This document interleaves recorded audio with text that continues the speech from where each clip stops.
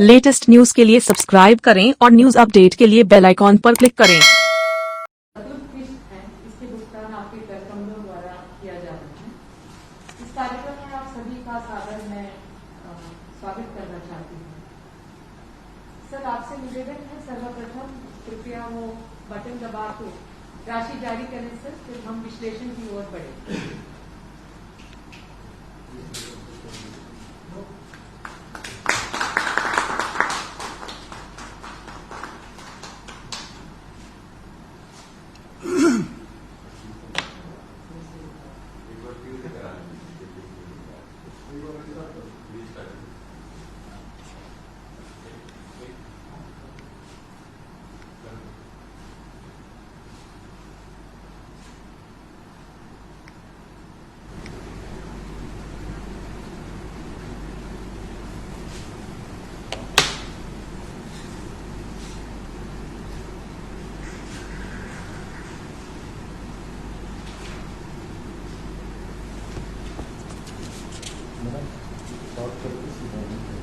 नहीं, 2 मिनट तो आप बोल लेंगे। सर, उल्लेखनीय बात सर इस बात की बात ये है कि हमारे जो कुल स्वीकृत घोटाले हैं सर वो 5,454 हो गए हैं और इसमें जो सक्रिय घोटाले रह गए इन 15 दिनों में ये 3,122 है। जैसे हम लोगों ने इसका विश्लेषण किया है सर, इसमें महत्वपूर्ण बात यही है कि इस बार 83,000 से ज्यादा पशुपालकों को हम लाभान्वित कर रहे हैं और आज की किस्त है सर 8 करोड़ रुपए। इसमें सर करीब 52% अन्य पिछड़ा वर्ग के लोग लाभान्वित हो रहे हैं और 36% लोग अनुसूचित जनजाति के लोग हैं। सर, आपकी मंशा के अनुरूप भूमिहीन लोगों का भी चिन्हांकन इस ऐप के माध्यम से चिप्स द्वारा किया गया है और वो है 23%। आगे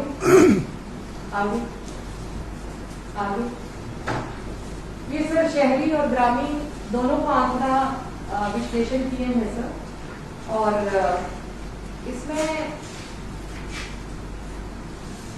ग्रामीण क्षेत्र में सर 3 लाख से ऊपर क्विंटल गोबर खरीदी इस समय हुआ है, जिसमें हम लोग 677 करोड़ राशि जारी कर रहे हैं सर।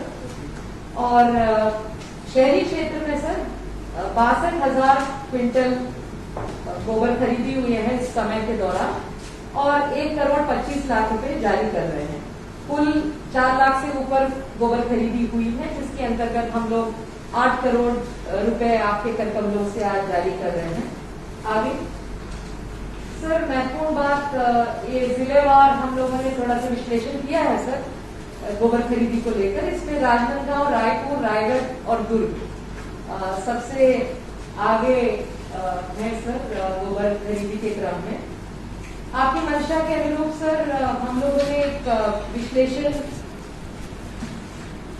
वर्मी टैंक और गोबर क्रय और वर्मी कंपोस्ट के उत्पादन को लेकर भी हम लोगों ने एक पत्रक बनाया है सर। लास्ट है सर, ये जो पीपीटी के अंत में है।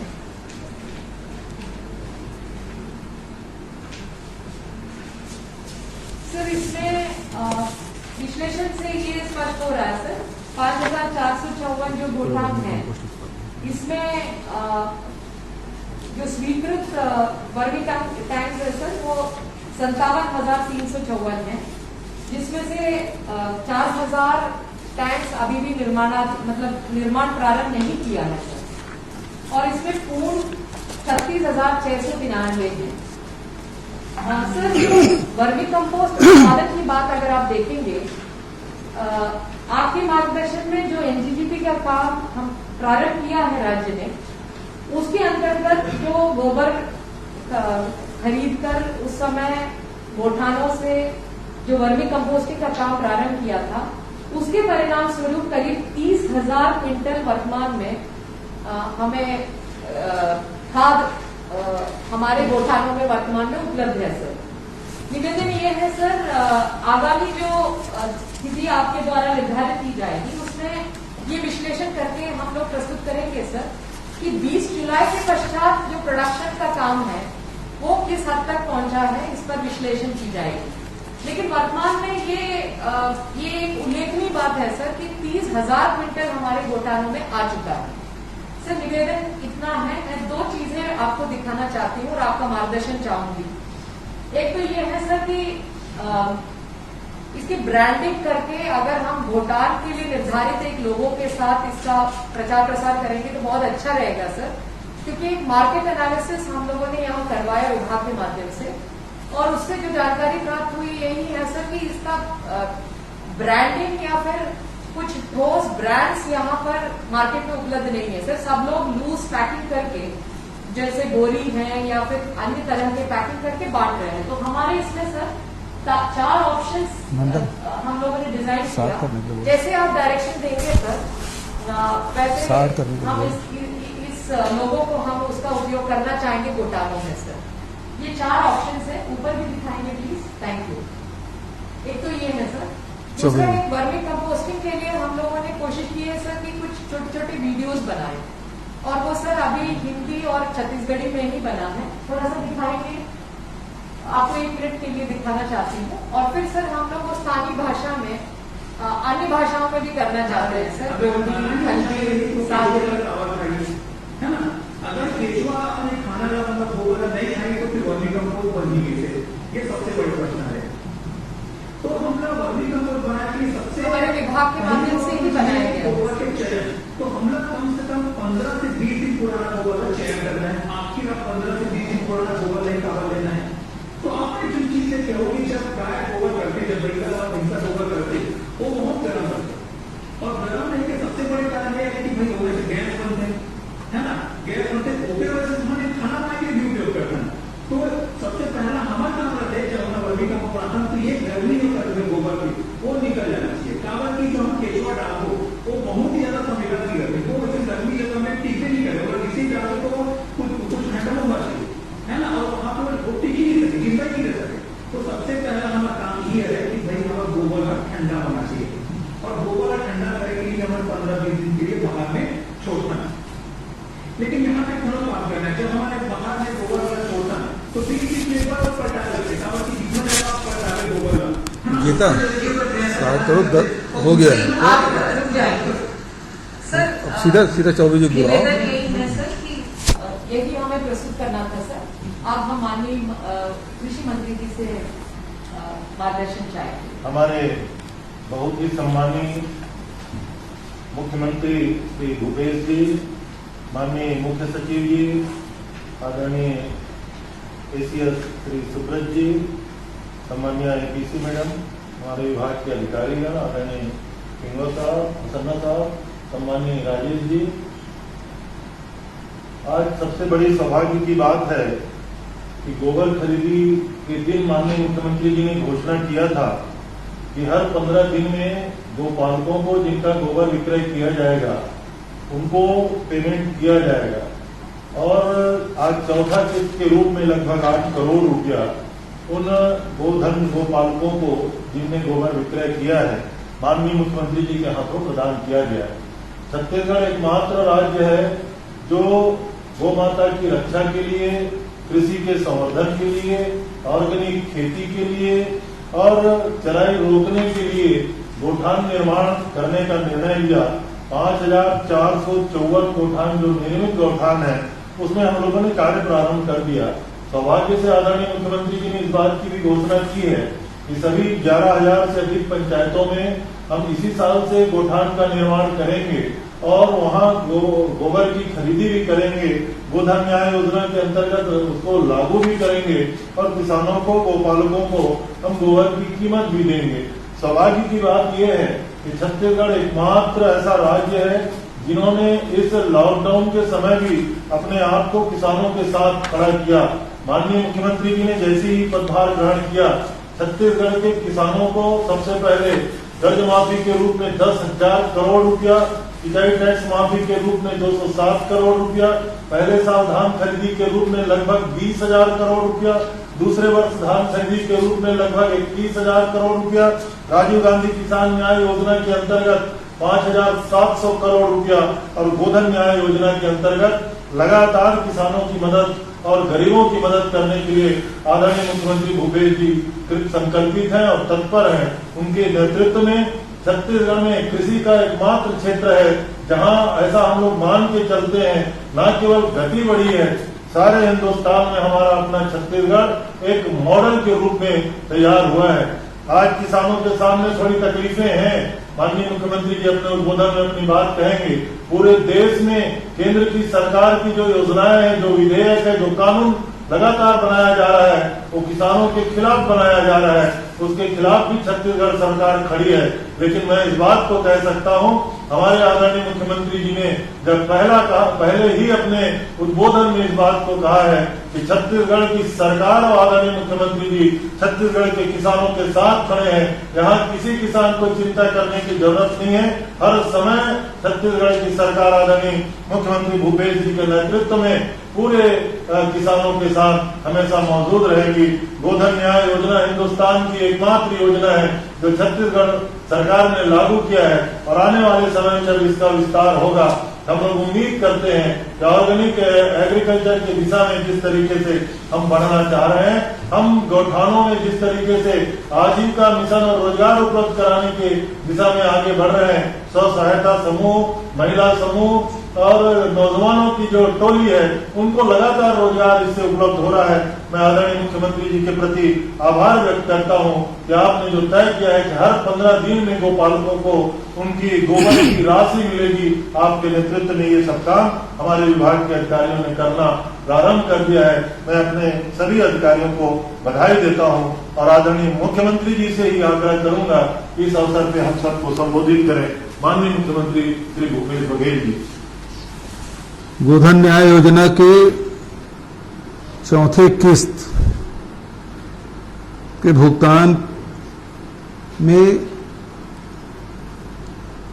आज हम सब करने जा रहे हैं और इस कार्यक्रम में कृषि मंत्री आदरणीय रविंद्र चौबे जी, चीफ सेक्रेटरी आदरणीय मंडल जी, एसीएस सुब्रत साहू जी, गीता मैडम, मैं राजेश जी और सभी अधिकारीगण।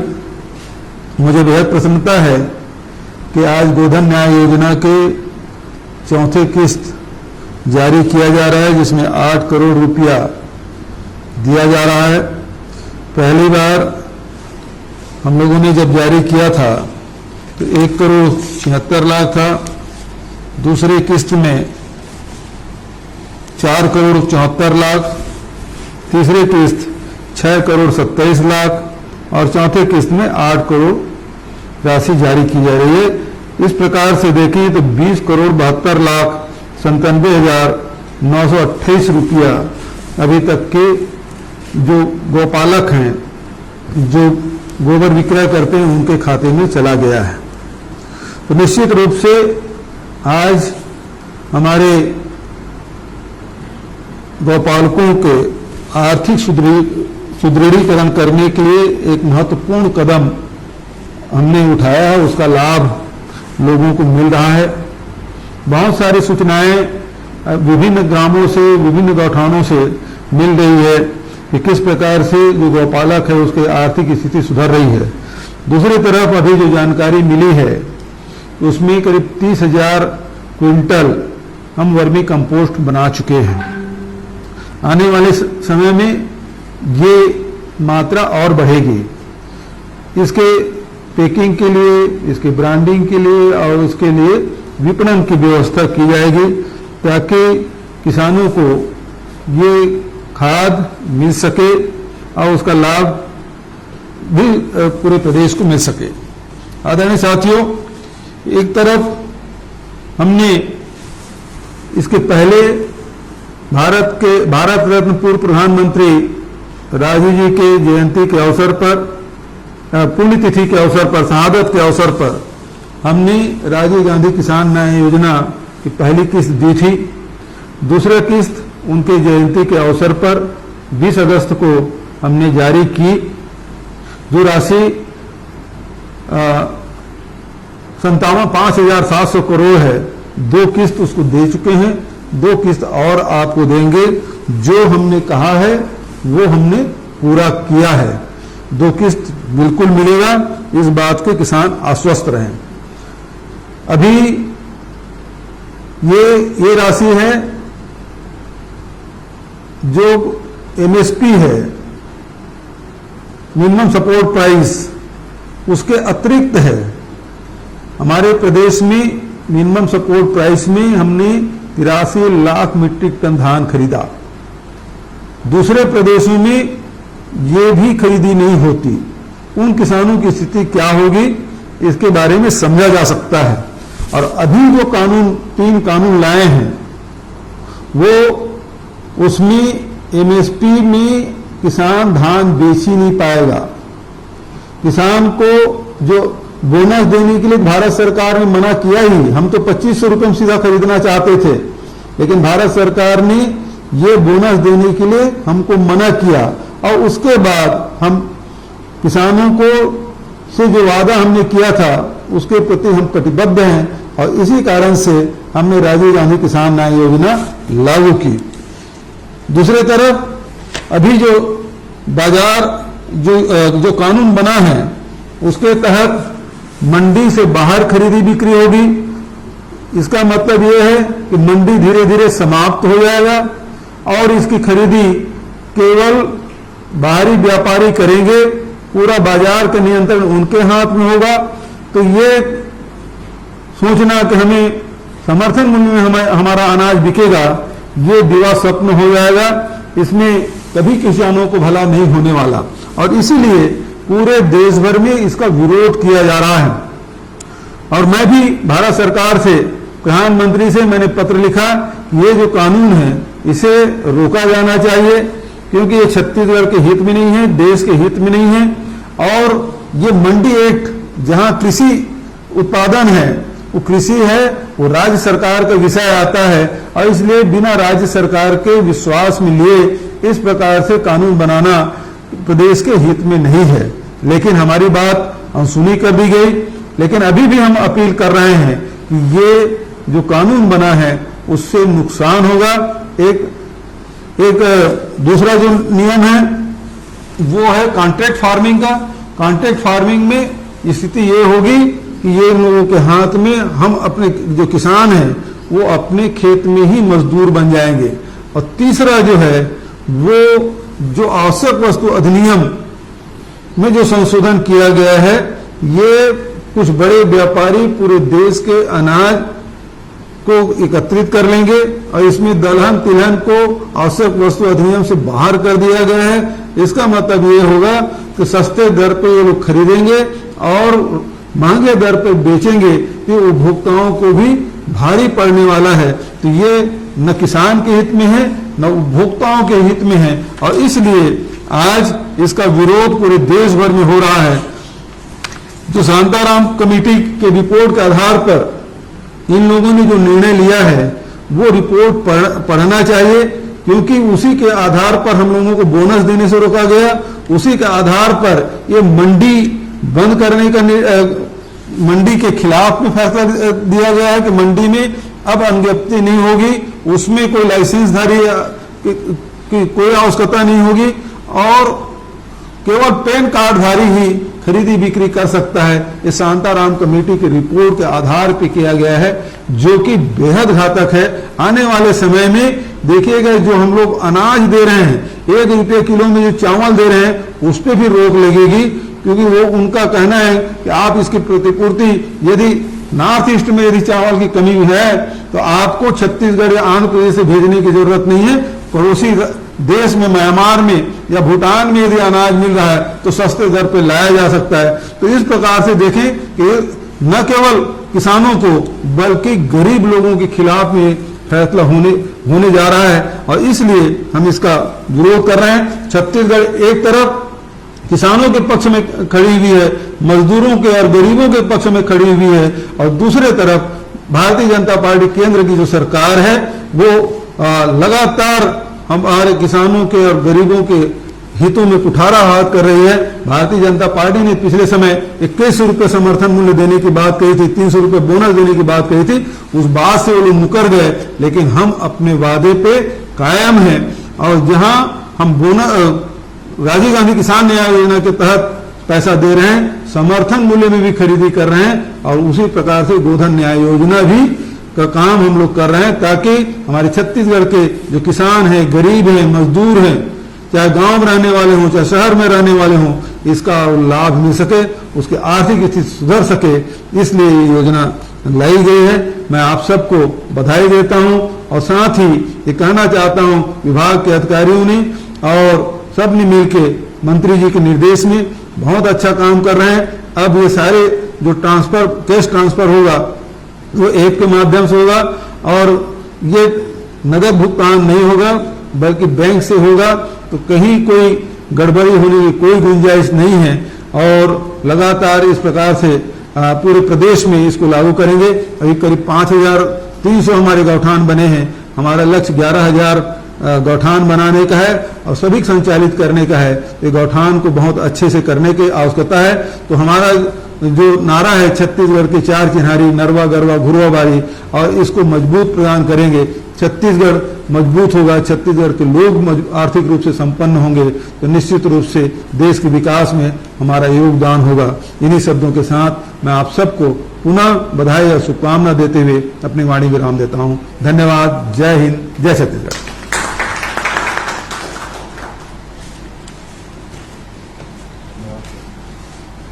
सर, आज गोधन न्याय योजना के चौथे किस्त जारी करने के इस कार्यक्रम में आपने अपने उद्बोधन से हमें मार्गदर्शन प्रदान किया, इसके लिए मैं धन्यवाद व्यक्त करना चाहती हूँ।